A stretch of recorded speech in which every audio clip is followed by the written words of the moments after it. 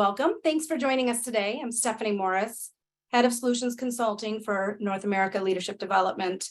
I'm looking forward to spending the next hour with you as we talk further about team effectiveness and specifically about creating a sense of belonging. So I'm joined today by Stephanie Sloan, Mike Marino, and Nancy Gore, each of whom have extensive experience working with teams to understand and diagnose where there may be challenges, where they may be derailing, and then working with those teams to really help get them back on track. Now, if you joined us in June for our webinar, you would have heard us share an extensive review of the research that really underpins and supports our team effectiveness framework and belonging. Today, we're going to touch on that very briefly, but we're going to spend more time really talking about some tips and strategies, things that you can take back with you today and put into practice to really help ensure that teams are operating successfully or get them back on track. So with regard to the research, this was conducted by CRF in partnership with LHH and IMD. We will send you the slides. You'll be able to scan the QR code and have a copy of the results yourself as well. Lots of great findings in that research, one of which really speaks to the way teams are changing and have been changing and the increased complexity of working on those teams. We're seeing teams are bigger today than they've ever been. There are more people. They are geographically dispersed. Many times they have never met each other. They're working virtually, and all of these factors really add to the difficulties and the complexity of the teams being able to form successfully and ensure that they're operating effectively. Through the research and with the report, it became evident the need to really define what we're talking about when we talk about teams. And so in the report, it's shared that teams are true teams have a shared purpose. So every member of the team knows exactly why they're coming together. They know what their intention is. There's clarity of roles. There's clarity about how decisions are made. And it's all underpinned by trust, a high degree of trust, and that allows them to operate effectively. Now we're going to double click on the team and defining a team for the purposes of today. Everything that we're going to share with you, we're really pinpointing a true team, a group of people that are working interdependently.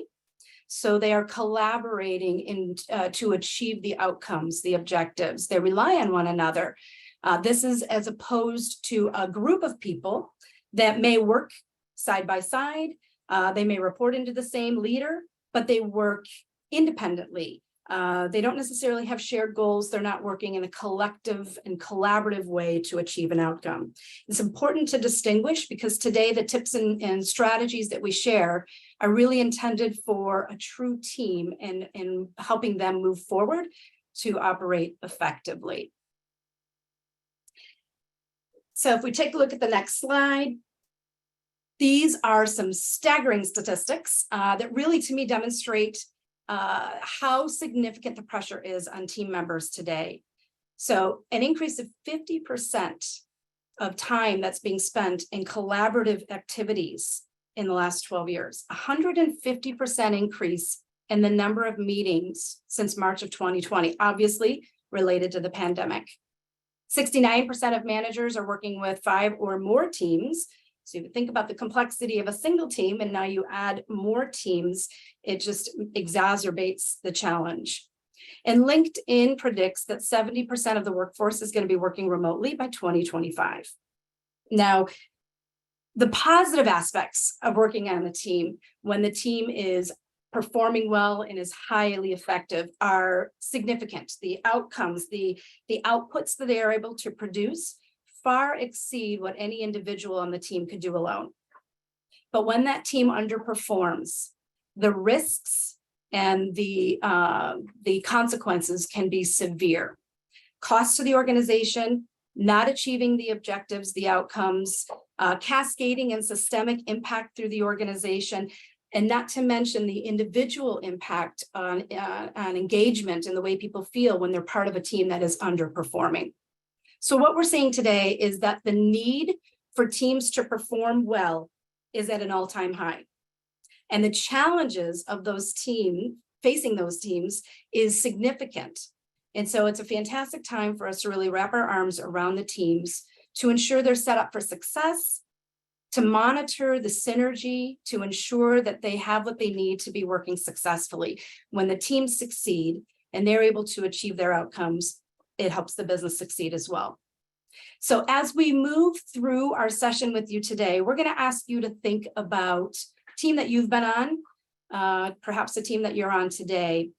And we're going to start the conversation with a quick polling question. So we'd love for you to respond to the statement, I feel energized working with team members.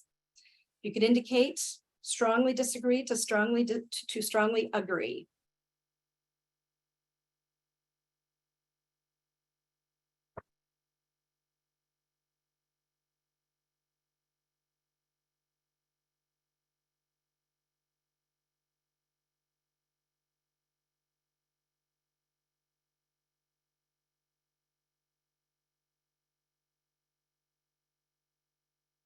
All right, there's our results. So we do see a span more on the positive, favorable side. And it's interesting is when we used to ask this question, it was a really strong, favorable response. People got energized by working with others and working on a team. What we're seeing today, this actually doesn't surprise me, is the challenges are significant and they're impacting the amount of engagement that people feel and the energy.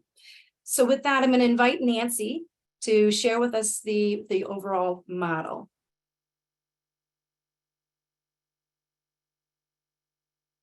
You'd think after 3 years I'd know how to come off of mute, but somebody had to do it today.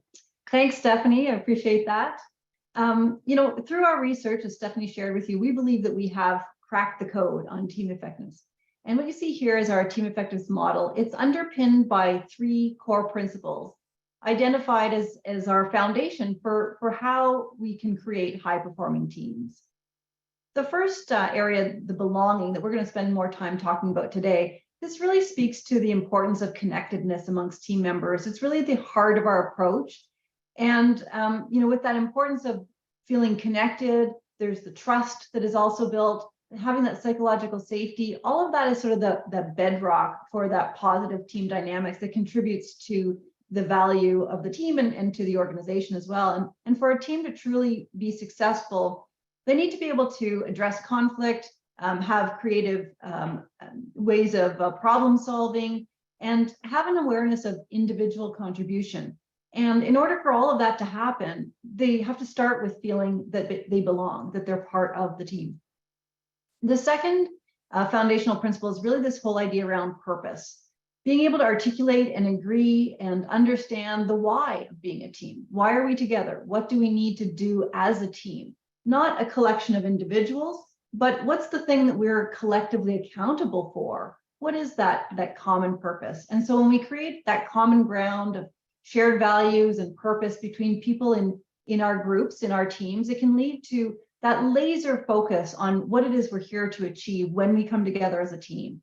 Teams need to be able to articulate that, to be able to agree on it, to align around it, to understand their purpose in order to be effective and to successfully navigate some of the challenges and shifts that come with our modern workplace. The third dimension here is really around that agility. Are we able to cultivate an environment where people have that adaptive dexterity? When we enable our teams to learn and unlearn, that allows them to be more quick and more flexible in responding to the challenges, new circumstances that face the team, face the organization. And for that agility to exist, they really have to have that sense of belonging and be clear about their purpose. When they're able to review past successes and failures and be able to be more open to different ideas, then they truly develop that high performance that we're looking for out of our teams. So today, as I mentioned, we're going to spend our time thinking about this first concept of belonging.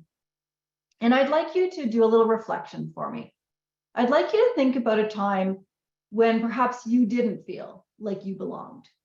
Maybe you felt other. Think about that time. What did it feel like? What emotions come up for you? How well do you think you were able to contribute, to add your value? How did you show up in that time? Now I'm going to ask you to think about a time when you really did feel like you belonged. And just compare and contrast. I think most of us can remember both times. And instinctively, I'm hoping that you recognize the difference that comes when you really felt you belonged, how you felt that you really could lean in and add the most value to the team that you are part of. And that's why we start with belonging as that bedrock for our teamwork. I'm going to move on to a poll, another sort of pulse check with this group. And I'd like you to consider this question. Do your fellow team members support each other when needed? Again, we range from strongly disagree to strongly agree. I'll give you a minute to fill that out.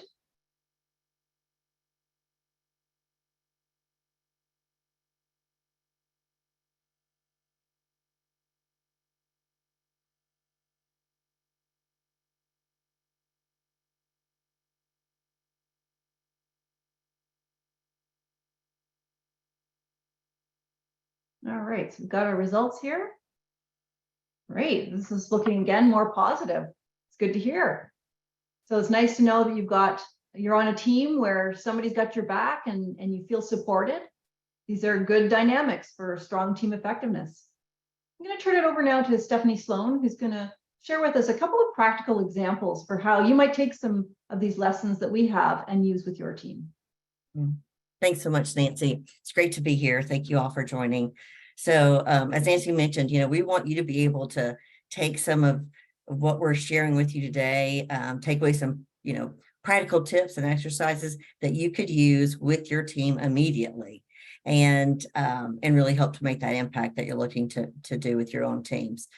Before I get into that, a couple of, reminders is that it truly is every team member's responsibility and role to support creating that healthy team and that healthy team dynamic. And so it's not all on the team leader. So the team leaders, they're not off the hook, but it's not on that person's completely on their shoulders. And so, every team member not only needs to feel safe enough and to speak up in meetings, but there's an environment that's being created that they can challenge each other, that they can provide feedback to each other, that they can bring issues to the forefront. And that's really where you're seeing a team that has that trust, that psychological safety, that sense of belonging that's going to make their team as effective as it can be, because they're all contributing to that collective, sense of belonging and that psychological safety. And to reiterate also what Nancy said earlier, ultimately, really what makes teams successful is one that they really understand why we're all here. Why is this team together? What is its purpose? And what are we trying to achieve? And also that I get to be who I am and work along some really cool people, because we're all kind of in this together. And that's really one of those big differentiators. And then lastly, although you can do this with your teams, immediately, I would highly recommend that you use someone external from the team to facilitate it. You don't want the HR person to naturally have to take that role, or the team leader. You truly want that intact team to participate equally as colleagues and have someone else facilitate that session for you. So just some friendly reminders that that's usually setting up the best experience, as well as that safety for everyone's an equal contributing member. Okay, so I'll get into one of the first exercises. This is a fun one. Many of you have probably seen an exercise similar where you use a coat of arms. We are using that in applying it to enhancing belongingness in a team. So this is a great place to start. It's kind of foundational as we think about it, in that if you've got a new team members, even a new team leader, and it kind of moves that learning curve very quickly for you all to get to know each other very well. And so it really kind of deepens that relationship very quickly. If you've got a team that's been together for a while, but you actually truly don't know each other, another great exercise to use. And then lastly, when you're trying to really create a space for vulnerability and sharing, and maybe there's an issue around trust, this is a great way to start to build trust among the team. So it's pretty easy to facilitate. So if you decide you want to apply this to your team, here's how to do it. So you ask each team member, and this is usually in a in-person session preferably, but you can do it virtually. But I'm going to describe what an in-person session might look like. So you're going to ask each team member to create their own personal coat of arms. And usually we'll ask them to do it on a flip chart. They'll fill that out over, a 10 to 15 minute span of time. They can use words, they could use drawings, whatever is easiest for them to do, because they will then go around the room, each person with their flip chart, on the wall, and the team will all stand up and walk with them as each person reports out their coat of arms. So you'll get a lot of interesting context. I've heard it all in these kind of sessions of, maybe the significant person in your life was your grandmother, or you had a single parent who really taught you a strong work ethic, or you were in the military and what that experience created in regards to confidence or detail orientation, whatever that may be, could be a contributing factor of who you are today. And lastly, events. Maybe you compete in athletics at some point, so it kind of made you a competitive and high achiever. So sharing all of those things really can help get to know each other. You'll find probably a lot of similarities across the group. Then you move into, what unique value do I bring to this group, right? How can I best contribute to this team, as well as, and when do I need your support? One of those times when, I'm completely stressed out underwater, and when, I may need to reach out and call for help. So that really also helps kind of hear a lot about the strengths and then needs within each team member. And then lastly, you can do a piece around, what do we want this team to be known for? What's our reputation that we want to have in our business? As well as you might even want to just think about the culture of the team that you want to experience, or that you feel is current. Maybe you feel like, wow, this is such a collaborative team and it really makes us successful. And that's also what we want to be known for. So again, you could use words, you could use drawings, but it's a really nice way to get to know each other as each person reports out around the room, as the team is literally walking with each person with the flip chart on the wall. And it also gives the team members a chance to, after each report out, ask questions like, oh, I didn't know that, tell me more, or wow, I had a similar experience, or even maybe provide reassurance. When you have those times when you're feeling stressed, please reach out to me. I'm happy to help you in that area. So again, it's a very, I would say, trust building experience that can really move the dial, I think, within a team.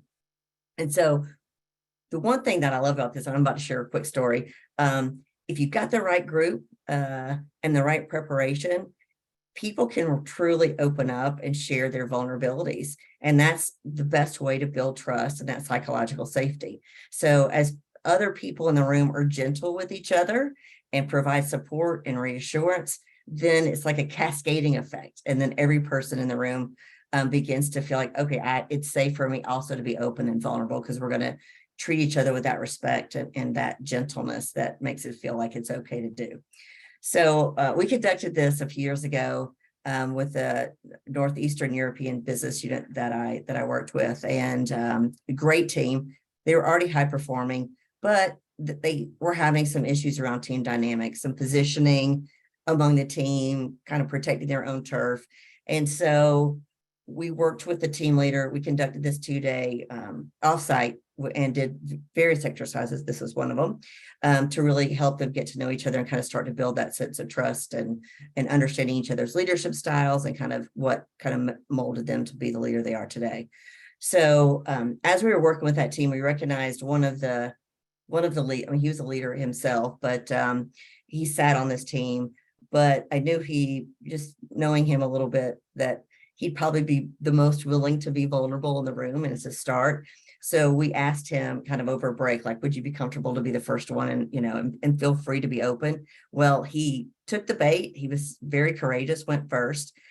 This gentleman was from another country that I believe he was from Mexico. And then he ended up going to law school in a different country had to really support himself through law school, was working construction and doing law school as well. And it was a really humbling experience for him to kind of get through law school and some of the stereotypes and prejudice that he was experiencing of being an immigrant in another country. And so really talked about how much that affected him as a leader and trying to be supportive and recognize people for who they are and not kind of bring those stereotypes to the table. I tell you, the room kind of went quiet as he was sharing that story because he was very personal about it. And you just saw all the, his fellow colleagues kind of all just kind of paused, reflected, and then just shared so much support and encouragement to him.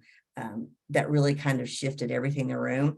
And as you can imagine, everything just cascaded down from the next person to the next person to the next person. So it really made a difference with this team, and that they really formed this great bond of trust and care among each other. I was actually quite impressed too with the team leader who, we even heard some people say, I'm not sure I belong in this team. I don't know if I'm good enough. They really were truly open.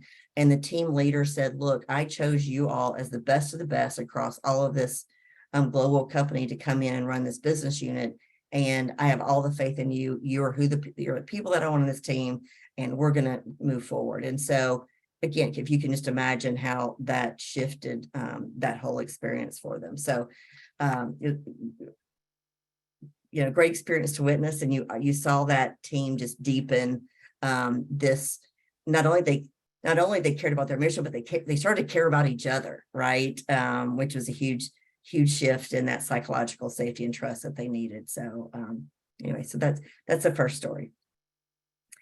Okay, so I'm going to move to another exercise that we think this one kind of digs a little deeper. So the belonging is first place to start if you really want to create that sense of belonging with that new team, or you need to learn more about each other. But this is one step down to a deeper level.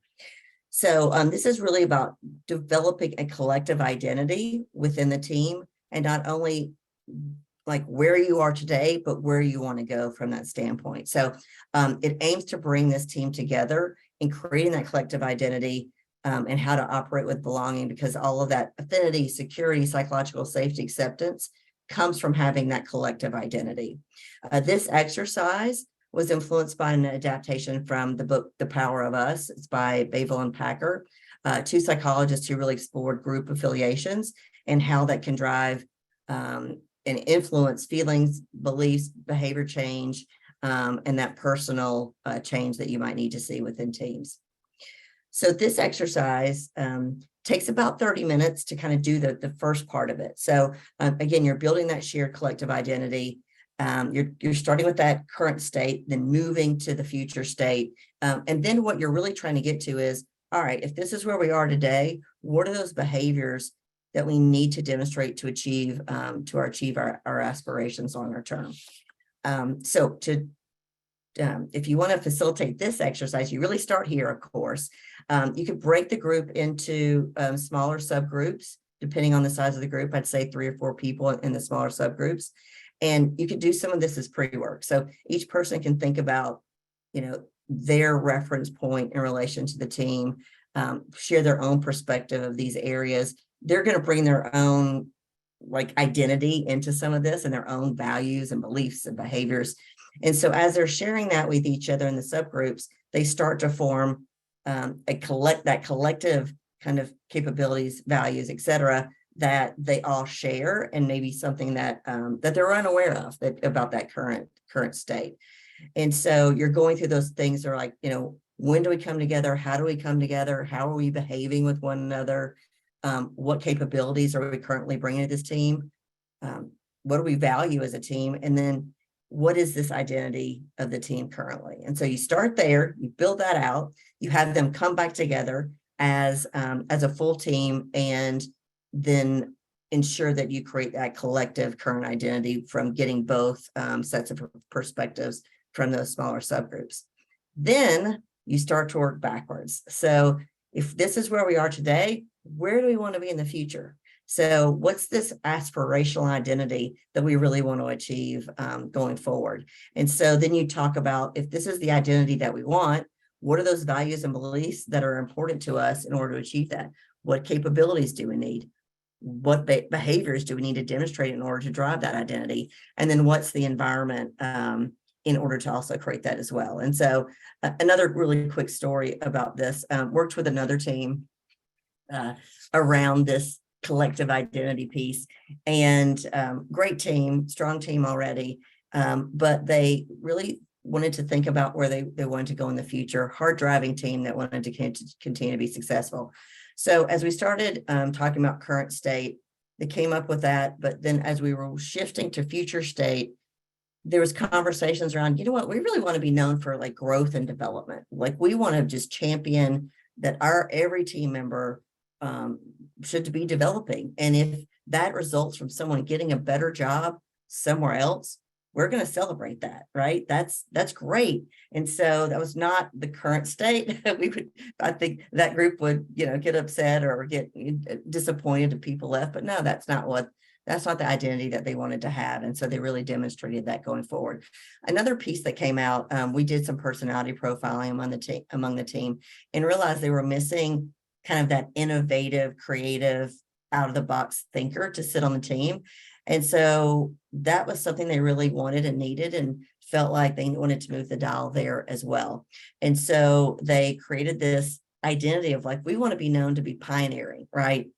We want to pioneer new projects, new services, new solutions, and we're going to be the first one in the various regions to be able to do that. And they really held firm to that. They were proud of it. They put it as part of their mandate.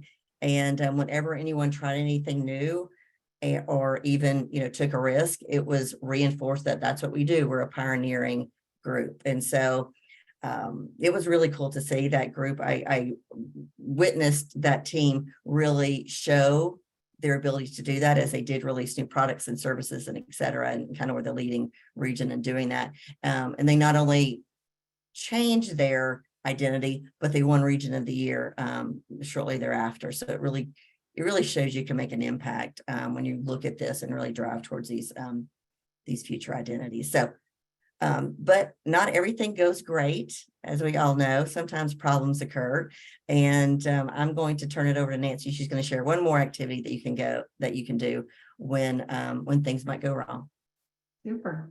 Thanks again, Stephanie. And yeah, absolutely. To really be able to cement the experience of belonging, teams need to explore how are they going to behave when things go wrong.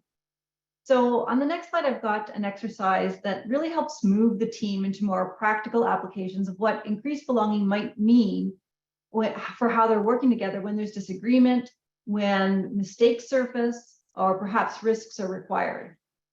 And so with this exercise, how I've run this before with teams is to, take the team, divide them into 3 groups, and ask each group to take one of these topics. So, it's important to get the best outcomes out of our teams, to be able to have those disagreements, talk about some of those undiscussable items, and to be able to voice some dissent.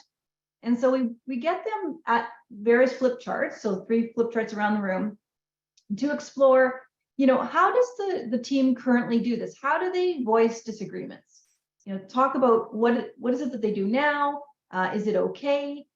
Perhaps how could they do more of it or do it more effectively? Similarly, the team that's working on the mistakes group, we'd have them at the flip chart exploring how do they currently make mistakes or talk about mistakes? Is it okay the way that they do it? How could they do more of it? How could they do it more effectively? And similarly, the same for the group who's discussing how they take risks. So you have them sort of flip charting that and then talking really pushing them to talk about how to do it better. So what we want is, what do they really want? What's that aspirational approach that they're looking for? How could they do more of it? How could they do it more effectively? And then we would have them rotate around, and you'll do that sort of twice. So every team gets a chance at each flip chart and add on to what the group before had written. So we want to really make sure that we're getting the most out of this exercise and everybody has an opportunity to think about all 3 areas. then bring them back together for a group debrief and to align around the sort of agreements as to how are they going to address this going forward? What are their agreements around voicing disagreements? What are their agreements around making mistakes? What are their agreements around taking risks? And how will they, what kind of processes, what kind of language will they use? How will they surface it? How will they devote time to it? And getting those kinds of agreements for them. Just to share a little bit of a conversation that I've had with an executive team around this, I'll just share with you that I was working with a group as a senior executive group. It was within the federal government, and they had been a team together for some time and now had a new CEO. I had been working with them previously, and the former team had really invested a lot in their team effectiveness, invested into that sense of belonging. They knew their purpose. They had established some clear norms for how they're going to work together as an agile team. And then the CEO changed, which was a known event. And of course, when the CEO changed, he changed a few of the team members as well. So now it's really a new team.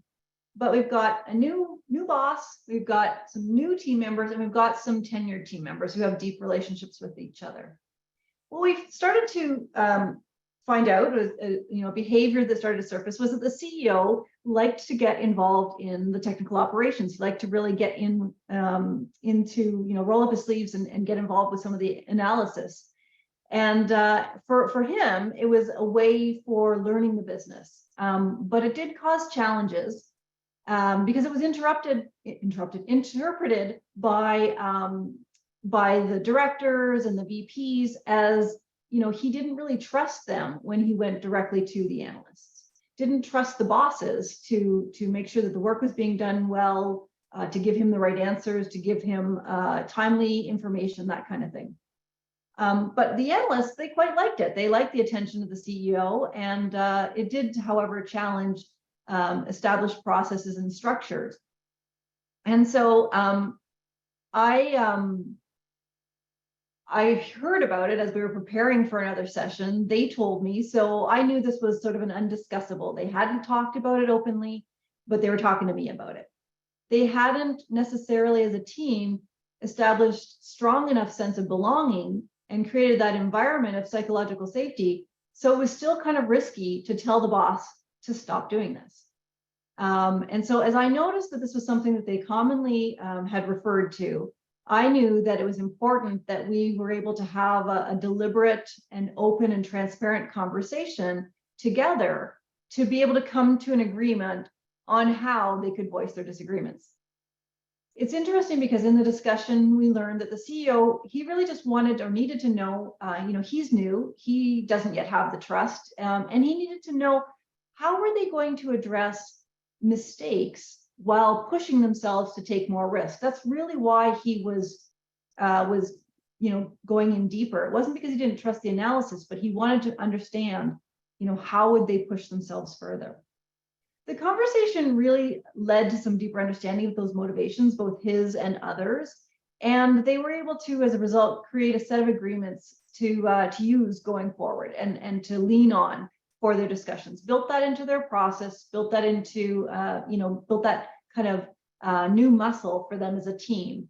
And so in doing that and going through this exercise, we were really able to help them create that sense of belonging, that affinity, that security, that psychological safety and acceptance that allowed them to take risks, even interpersonal risks, and being able to stretch themselves a little bit further.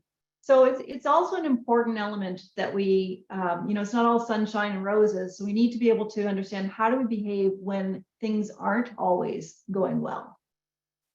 So now I'm going to just transition a little bit here to a third pulse check. And I'm going to ask you to respond to this question. I feel comfortable in raising delicate issues with my fellow team members. So again, strongly disagree to strongly agree. Love to hear your thoughts, your feedback, thinking about the team you're currently a member of.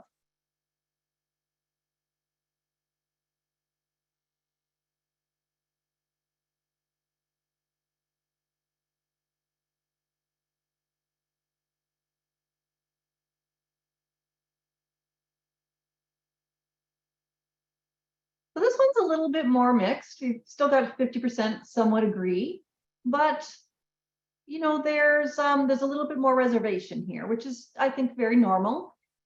We are often hesitant as human beings to kind of put our toes into this unknown territory when we're not quite so sure. So it gives a sense, you know, as you look here, of perhaps an area for you to explore with your teams, doing so in a very open and deliberate way, to be able to help you, you know, create a pathway for this kind of conversation before you need it. How do you do that in advance and prepare for that? So with that, I'm going to turn things over to Mike, who's going to share with us a few or a story from the field. So Mike, if you will. Thank you, Nancy, very much. Appreciate that. Yes, I'm just going to kind of recap a story of a recent engagement that I was involved with that plays into kind of our topics today. So a little bit of background on the situation. Was reached out to by a leader of a global IT team for a $1 billion kind of international service organization who was just desiring to improve his team's overall effectiveness. In his own words, the team was not functioning as one team. Also, he just felt like they were being much more reactive than he would like. He'd like them to be a little bit more proactive as a unit and as a team. So those were kind of some of the presenting issues, if you will. Contextually, you need to know that this leader was new in the last 6 months with this team. Half of their team, so 6 out of 12 people, were new within the last 12 months. And there was only one other time that this team came together in person. So there wasn't a lot of opportunity for this team to have been developed up until this point in time. So the next step for me was a typical step, which is do a little discovery work and try and figure out, you know, what was really going on and maybe what were some of the root causes. So in this case, we did some one-on-one interviews with each member of the team. And they were very forthright and shared very transparently, which was hugely helpful. But through the interviews with the team members, really came down to 2 main themes or 2 primary themes. And one, quite frankly, was around purpose, but it had a little bit of a twist on it. And one was around belonging.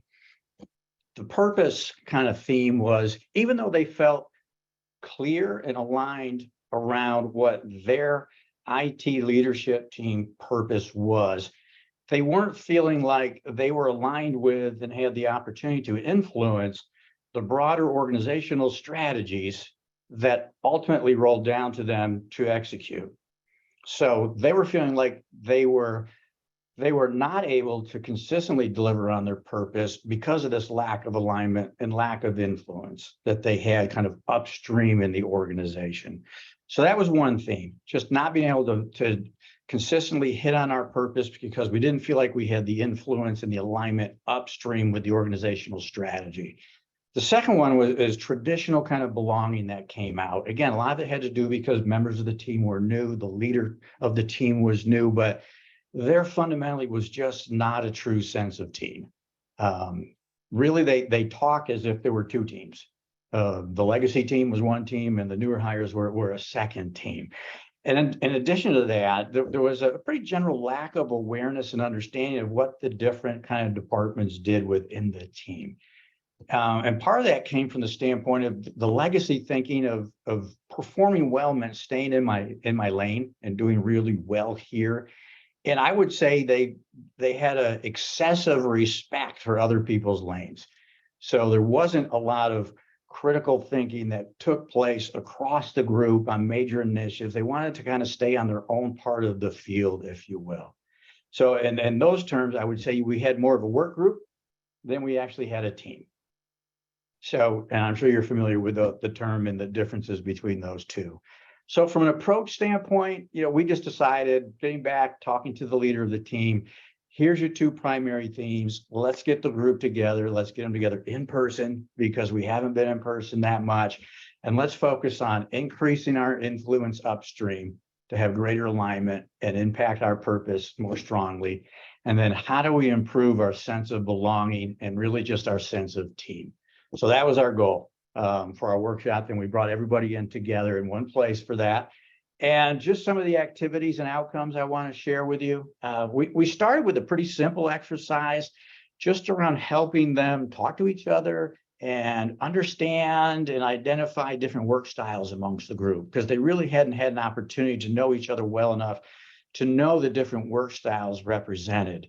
So they interviewed each other and shared with the group some of the specifics of their work styles.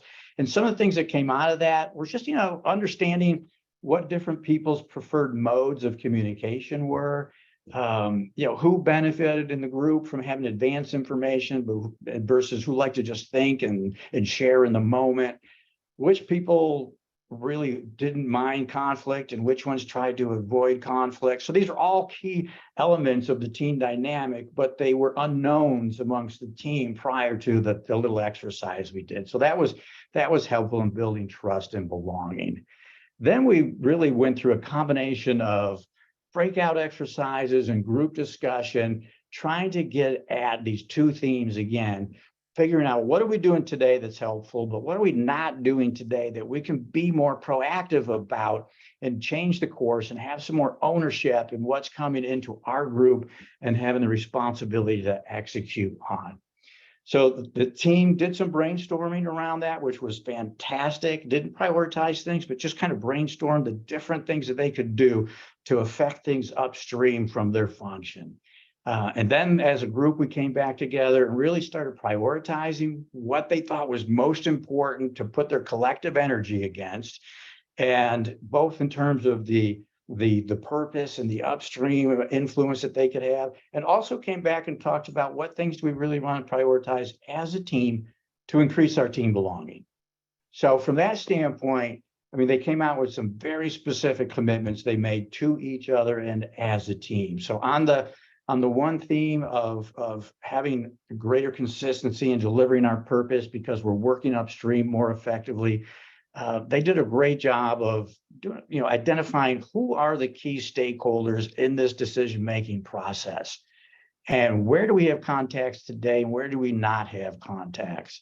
And then based on the strengths of the existing team and where those contacts existed, what type of schedule of intentional interactions should we be having with these stakeholders? What content do we need? What outcomes are we expecting? So they really mapped the territory, if you will, of what influencing upstream would really look like, and made strong commitments to themselves of how they were going to do that. And the other part about that was that for the first time, they were seeing this as a collaborative effort, and they were collectively thinking about how to solve this thing. So that was one main takeaway on the theme around just doing a better job of getting involved upstream. As far as the team dimension went, again, I said some of the team was new, some of it was more legacy. So their commitments of what they were going to do to increase belonging and become more of one team kind of covered the gamut, from very simple things like the new members just saying, I see you have a golf shirt with our logo on it. Do you think I could get one of those? Those types of things, just basic belonging, but more specific things around, what type of communications do we really want to commit to as a team, and what frequency are we going to have those communications? One of them was a firm commitment that was very costly because they're an international group. We're going to get together quarterly in person because it's valuable to us as a team to do that. Okay.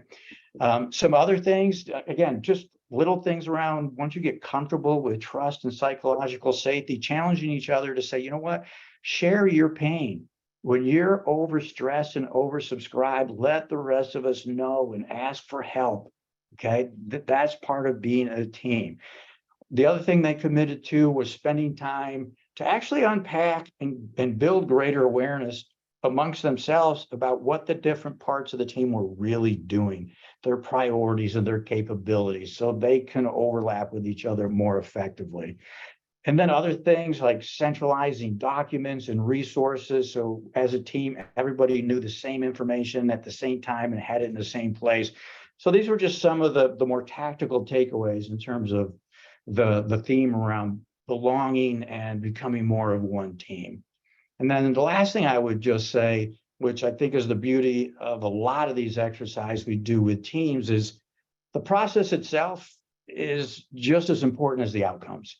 Yes, they walked away with specific SMART goals and things we were going to go do and who was going to do and when we were going to do them, but they actually spent a day and a half going through the process of doing what they said was an outage for their group was collective thinking, working collaboratively, putting their best ideas on the table and functioning as a team. So here they got end product, but they also got to practice what they need to do more of going forward as a team. So that's a brief recap of a fun engagement that I had the opportunity to take on within the last couple of months. And right now I'm going to shift this back over to Stephanie Morris, who's going to help us kind of wrap up and also invite questions from you. Wonderful. Thank you, Mike. Appreciate all the stories and the tips. So thank you to all three of you.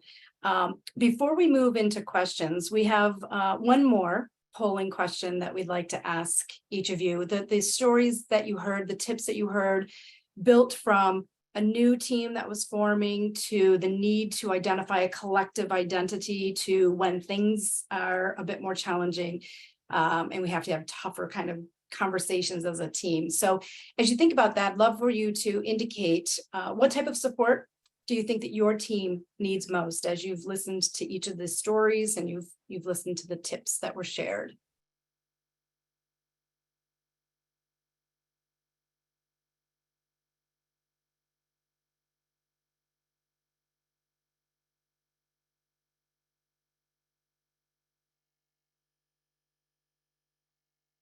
Okay, excellent. Thank you.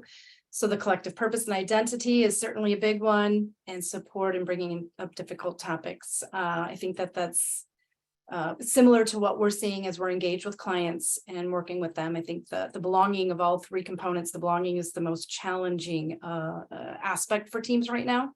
And not surprised to hear that those are the areas. So hopefully you've heard some things that you can take back.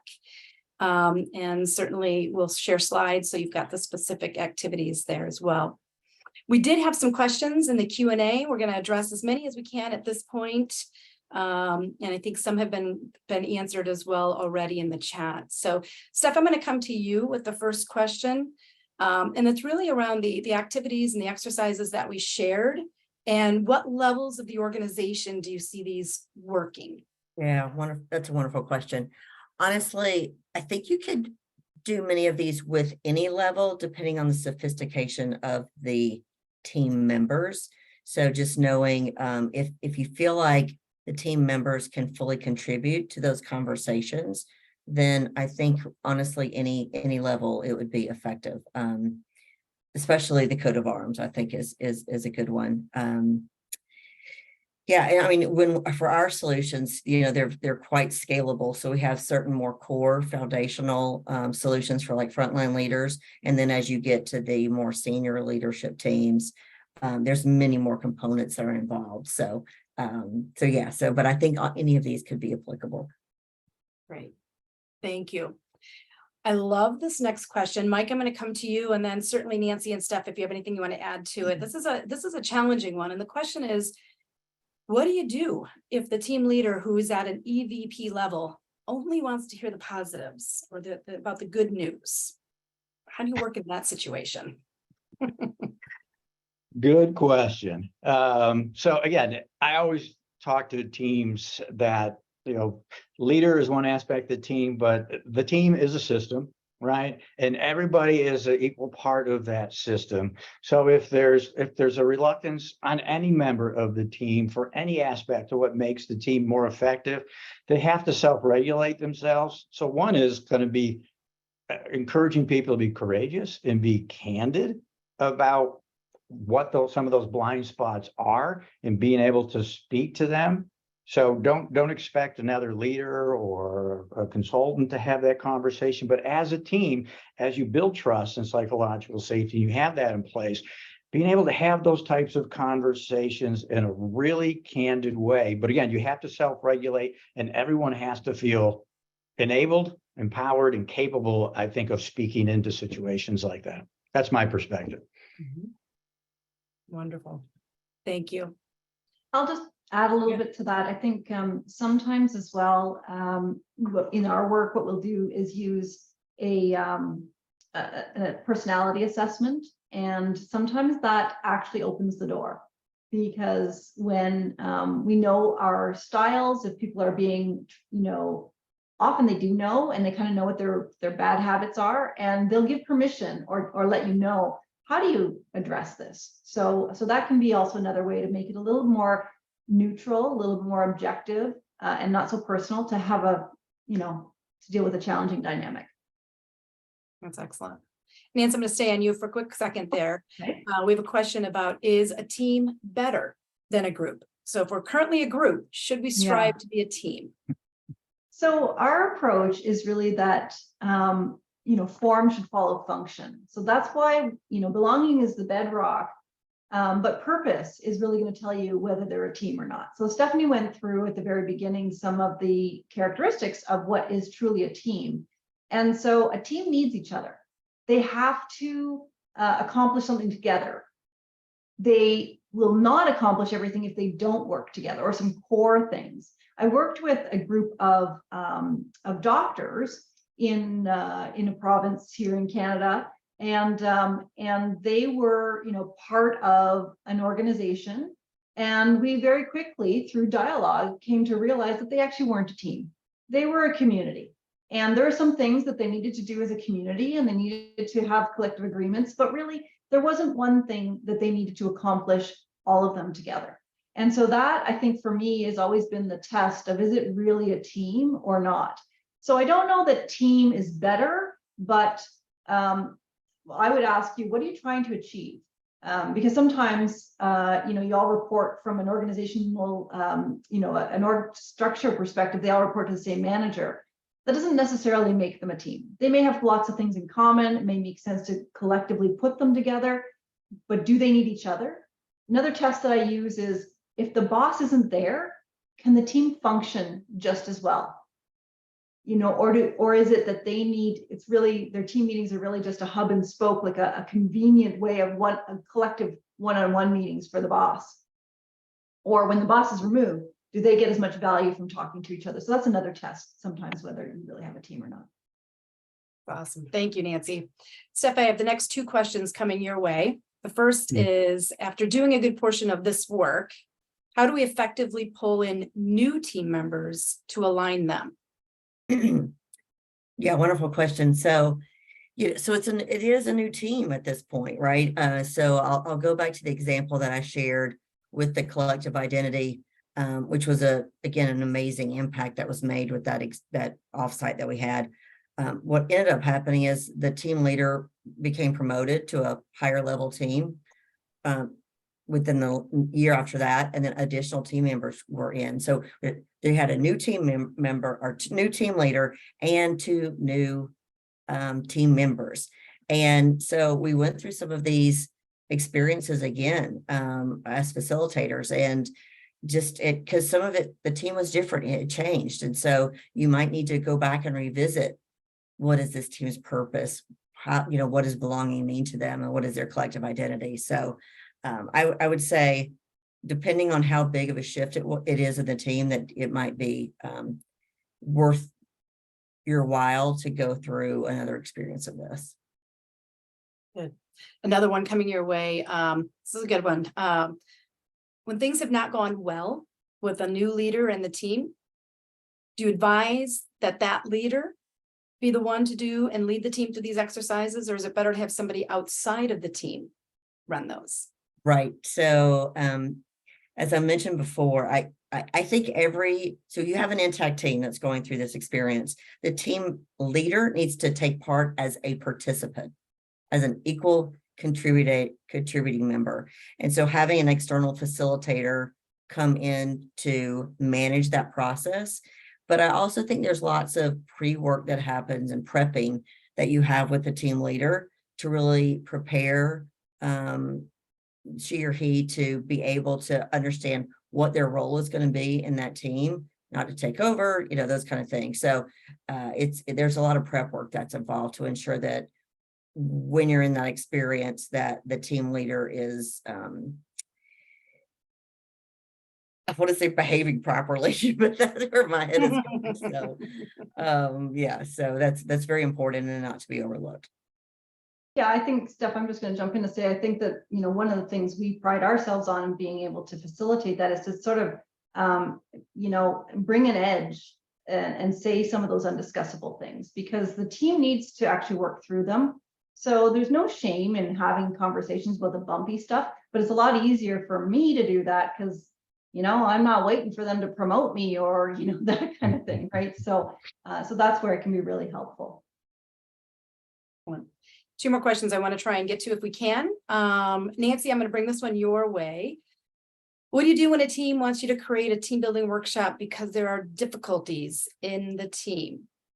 Yeah, so often that's the case. We're asked to do some work with the whole team, but there are 2 individuals on the team who are having challenges.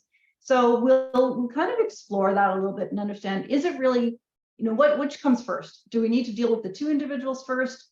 Sometimes we do sort of group coaching or mediated coaching and helping them understand each other's styles, helping them to form some agreements as to how do they need each other, how are they going to communicate, how are they going to make decisions, how are they going to collaborate, helping them to kind of create some rules of engagement. Other times we don't really want to what's the word I'm looking for? Single out, or I guess double out the 2 team members, but rather there are some broader dynamics in the team. And so we would probably start with the team effectiveness work. As Stephanie mentioned, we do, pre-work. We often will interview individuals, and that helps them to, 1, form some trust with us. They'll talk to us about the undiscussables, as I mentioned in my example with the executive team. They were happy to tell me what was going on, but they couldn't talk about it themselves. And so that also helps us to sort of know ahead of time and be prepared, and perhaps take that back to the team leaders. We prepare for what is the exact, nature of the session going to be, what types of exercises are going to use, what's going to be, some of the elephants in the room that we're expecting to surface, that kind of thing. And so I think that, the answer to whether you do a team workshop sort of depends on what's really happening. You got to do a little diagnostic and understand what's under the surface. Yeah. And Mike, in our last minute that we have here, I picked this question to wrap us up because we were focused on creating a sense of belonging. And if you think of belonging, psychological safety is really at the crux of creating that sense of belonging. And so the question is, how is psychological safety created in an organization? Cool. Love that question. So first thing I would just say, just make sure we're distinguishing between trust and psychological safety, where trust is a one-to-one thing. I either trust you and you trust me or we don't. Psychological safety is the group dynamic, the team dynamic. We do or we don't. And from that standpoint, I'm working with a group right now on this, so it's a good timing question. It's a pretty simple process, though. I think number 1, make sure you're describing for your team, if you're the leader, what psychological safety is, what it is that we're trying to accomplish here and why. The second thing is just set expectations behaviorally. And then once you set those expectations, make sure you're recognizing when behaviors are lining up with expectations, rewarding those behaviors when they line up with expectations. And as the leader, most importantly, model the things. If you're telling people to admit mistakes, admit a mistake, be vulnerable. If you're asking people to ask for help, be vulnerable, be the change. Love that. And very succinct. Thank you. We're at our time. I just want to say thank you to everyone for joining us. If you registered, you'll be receiving the recording and you'll get the slides. You can scan the QR code and get the report, as I mentioned earlier. Thank you so much for joining us. I hope everyone has a wonderful afternoon. Thank you very much to all the panelists as well. Thank you. Thank you.